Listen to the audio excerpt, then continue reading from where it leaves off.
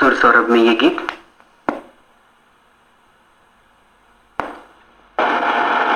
ईस्वी सन 1991 चल रहा है।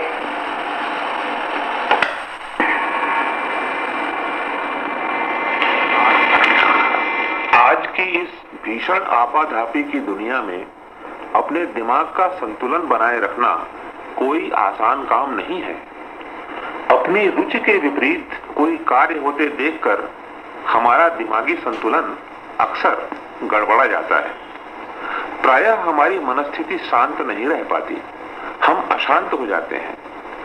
जब यह अशांति कुछ और घनी होती है तब वह चिढ़ में बदल जाती है। चिढ़ क्रोध को जन्म देती है और क्रोध के बारे में तो आप जानते ही हैं कि वह कितना खतरनाक मनोभाव है।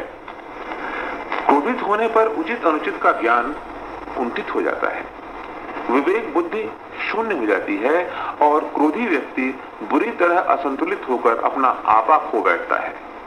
स्पष्ट है, वह ऐसा करके भारी जोखिम मोल ले रहा होता है। क्रोधी व्यक्ति का खुद पर कोई नियंत्रण नहीं रह जाता। वह अनियंत्रित होकर ऐसी ऐसी हरकतें करने लगता है जो वह शांत चित्त होने पर कभी न करता। क्रोधित व्यक्ति दूसरों को जो क्लेश कारित करता है वह तो करता ही है, खुद को भी कुछ कम हानि नहीं पहुंचाता। रक्तचाप बढ़ाने में क्रोध की महत्वपूर्ण भूमिका होती है, यह बात चिकित्सकीय प्रमाणों द्वारा सिद्ध हो चुकी है। अतएव क्रोध को किसी भी दृष्टि से स्वागत योग्य नहीं माना जा सकता। इसे दूर से ही नमस्कार कर लिया जाए तो ही श्रेयस्कर होगा। क्रोध से बचने का एक तरीका तो यह है कि क्रोध उत्पन्न क्यों होता है इस बात पर गौर किया जाए। हम जो चाहते हैं जब वह नहीं होता अथवा जो हम नहीं चाहते वह हो जाता है तब हम हिल जाते हैं। हमारी मानसिक स्थिति में तीव्र भंवर जाल उत्पन्न हो जाता है।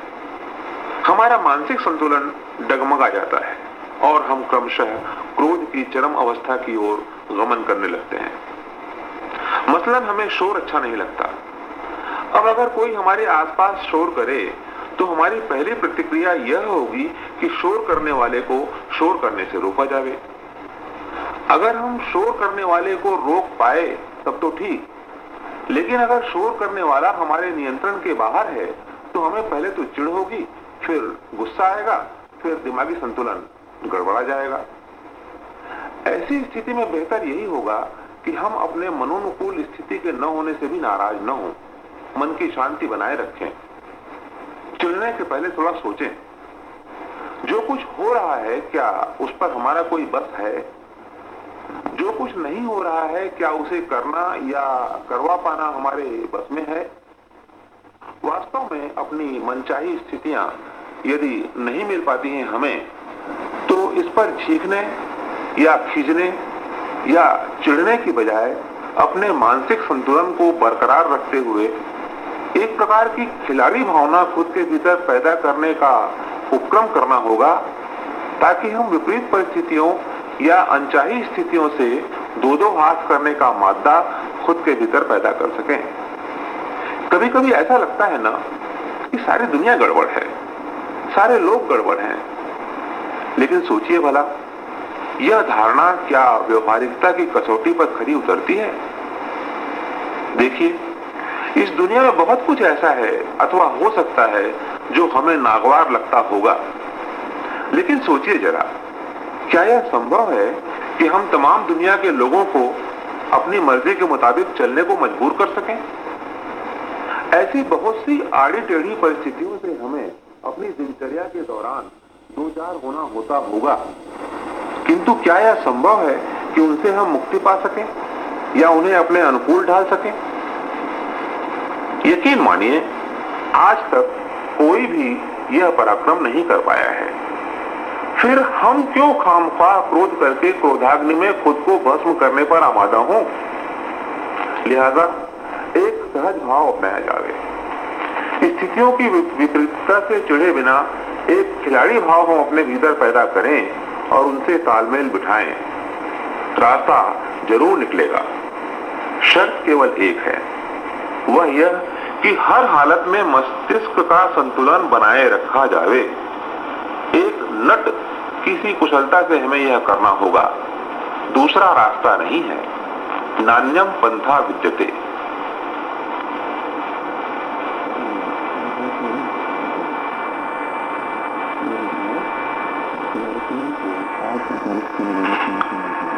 श्री गजेंद्र तिवारी द्वारा प्रस्तुत ये था आज का चिंतन।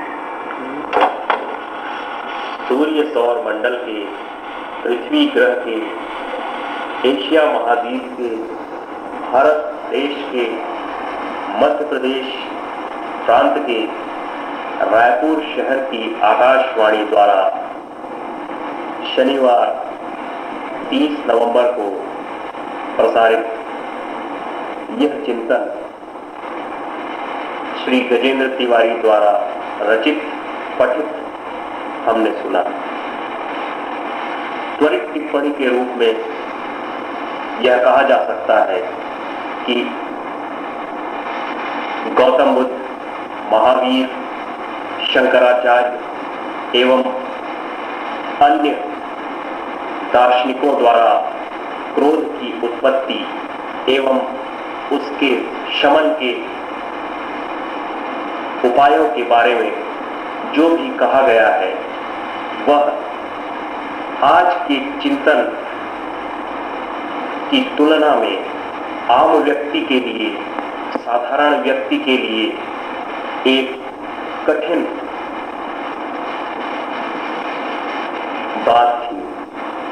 आज के चिंतन में जो बात कही गई है वह सर्वसाधारण के लिए व्यवहार की दृष्टि से अपने जीवन में उतारने के लिए आज के समय में सर्वाधिक उपयुक्त, पहले की अपेक्षा सरल और सहज तथा आम व्यक्ति की समझ की दृष्टिकोण से सरल निश्चित रूप से कहा जा सकता है।